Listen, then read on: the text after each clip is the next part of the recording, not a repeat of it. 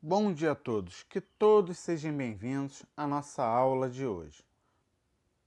Hoje definiremos a matéria sobre força. O que é força? Quando acontece uma interação entre corpos, podem ocorrer variações na velocidade, deformações ou ambos os fenômenos. As causas dessas variações ou deformações são denominadas forças. Quando um corpo é abandonado de uma determinada altura, cai com movimento acelerado devido à força de atração da Terra. Um exemplo disso, se você pega, por exemplo, uma moeda e solta uma determinada altura, ela não vai sair flutuando. O que ela vai tender? A cair no chão, porque a gravidade puxa todos os corpos para o chão, para a Terra. É o centro da gravidade.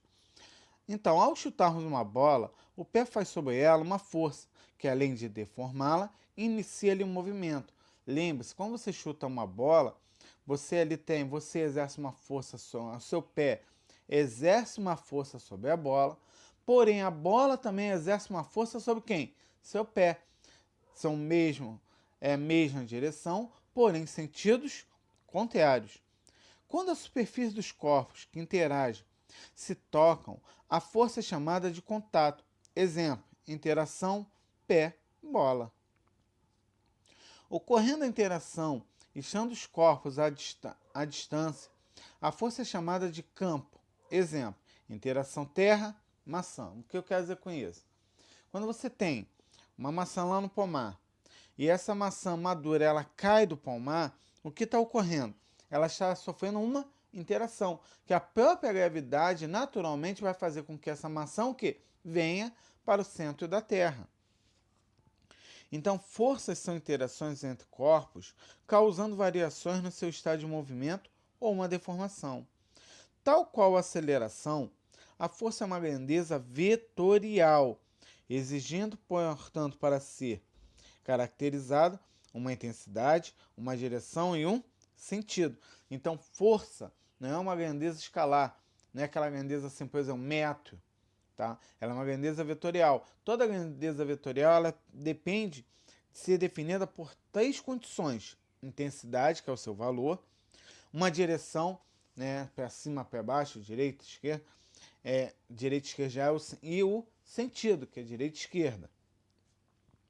A unidade de força no SI é um Newton, representado pela letra N, que será definido mais adiante. Mais adiante, quando a gente for falar sobre as leis de Newton, aí eu vou definir o que é um Newton.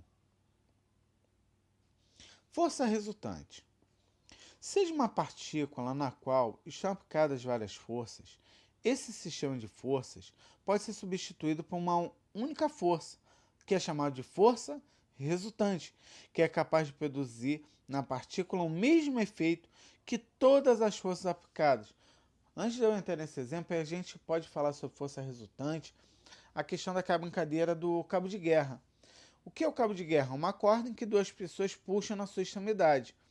Sobre um ponto, né, no meio da corda, vai existir uma força o quê? Resultante, que vai prevalecer quem tiver a maior intensidade de força. Então, naquele ponto, que isso ali a gente chama de força resultante, naquele ponto ali onde a gente marca, onde será o vencedor. Por quê? Porque você tem duas forças interagindo em sentidos contrários.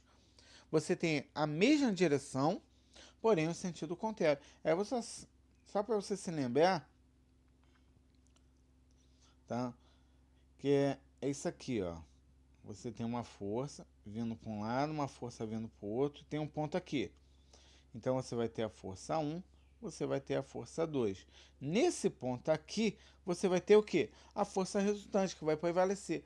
Se a força 1 fosse de 5 newtons e a força 2 também fosse de 5 newtons, a força resultante seria de quanto?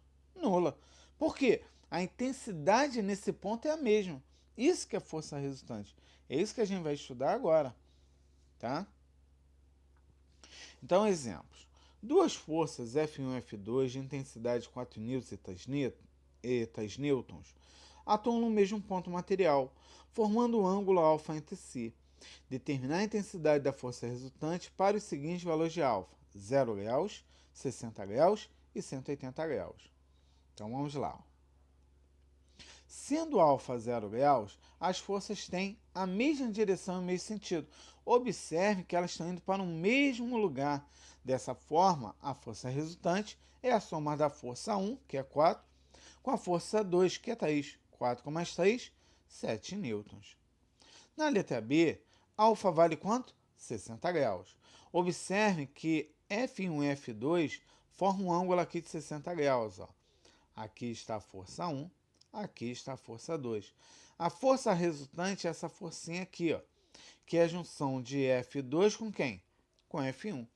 A força resultante, nesse caso, é dado pelo próprio vetor resultante, que a gente viu lá, par vetorial, que diz força resultante é igual força 1 ao quadrado, mais força 2 ao quadrado, mais 2 vezes a força 1 vezes a força 2, vezes o cosseno de alfa. Então, a força resultante é 4 elevado a 2, mais 6 elevado a 2, mais 2 vezes 4 vezes o cosseno do ângulo alfa. Isso aqui eu repeti, tá, gente? Isso aqui você não precisa copiar 2 vezes não, tá? Então, força resultante vai ser 16 mais 6 ao quadrado, 36. Lembre-se, quem não tem valor embaixo, você vai botar quanto? Vai botar 1. Então, aqui tem 1 de baixo, aqui tem 1 de baixo. 2 vezes 4, 8. 8 vezes 1, 8. 1 vezes 1, 1 vezes 2, 2. 52 mais 8 dividido por 2, que vai dar 4. 52 com mais 4, 56. Fatorando raiz de 56, nós temos 2 raiz quadrada de 14 nêutrons. Essa é a letra B. Na letra C, sendo alfa igual a 180 graus, as forças têm a mesma direção e sentidos contrários. Então, a força resultante vai ser a maior força, que é 4, menos a menor força, que é 3. 4 menos 3, 1 newton. Dessa forma, eu quero que vocês façam os seguintes exercícios para hoje. Primeira questão. Determine a intensidade da força resultante em cada um dos sistemas de forças concorrentes. Aí está aqui, ó. Força aí, né? Exercício 1. Determine a intensidade das forças resultantes em cada um dos sistemas concorrentes, que é a letra A, B e C. Hoje, por enquanto, né? Por hoje, só vou deixar isso. Por enquanto, gente, só vou deixar isso. É só para a gente começar. Próxima aula, a gente dá continuidade a isso aí, tudo bem?